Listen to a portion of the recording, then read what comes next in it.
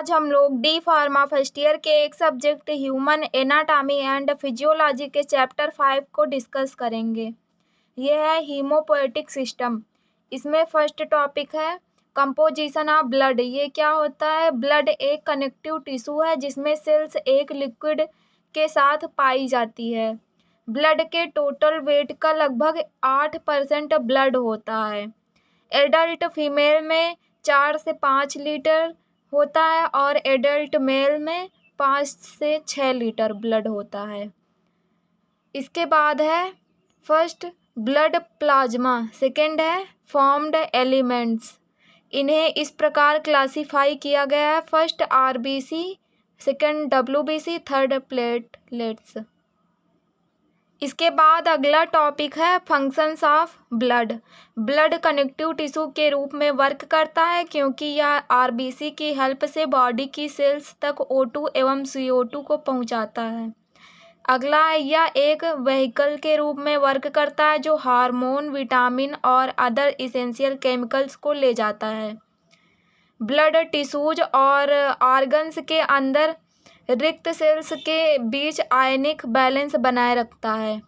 Respiration process में blood सक्रिय रूप से इन्वॉल्व होता है।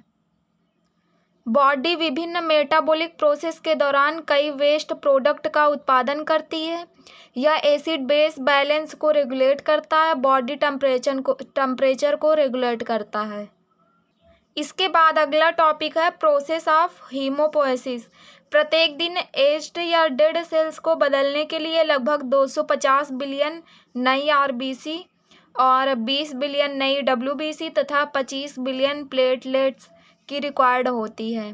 ब्लड सेल्स के फॉर्मेशन को हीमोपोएसिस कहा जाता है तथा इस प्रोसेस में इन्वॉल्व्ड टिश्यू को हेमाटोपोएटिक टिश्यू के रूप में जाना जाता है।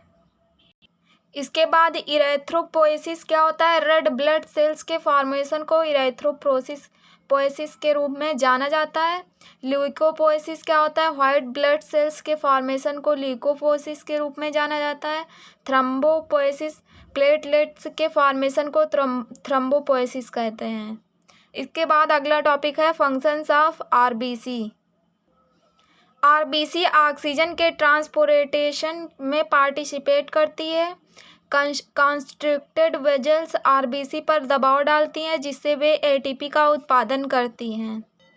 बॉडी में प्रत्येक सेल में ऑक्सीजन पहुंचाने का तथा कार्बन डाइऑक्साइड को वापस लाने का वर्क करती हैं।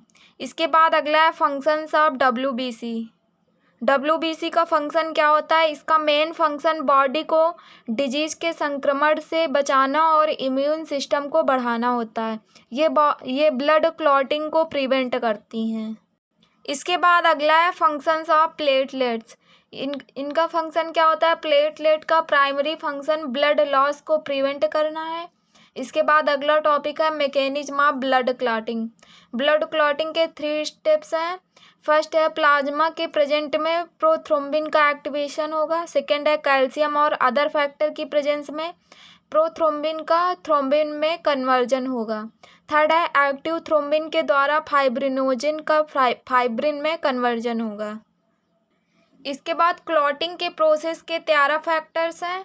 First factor 1 fibrinogen, factor 2 prothrombin, factor 3 thromboplastin, factor 4 calcium, factor 5 proaccelerin, factor 6 accelerin, factor 7 proconvertin, factor 8 AHF, factor 9 PTC, factor 10 Stuart factor, factor 11 PTA, factor 12 surface factor, factor 13 LLF। इसके बाद अगला topic है importance of blood groups. Blood transfusion में, haemolytic disease को prevent करने में, criminals को identify करने में, इम्यूनोलॉजी की स्टडी में, जेनेटिक्स की स्टडी में। ये हो गया चैप्टर 5।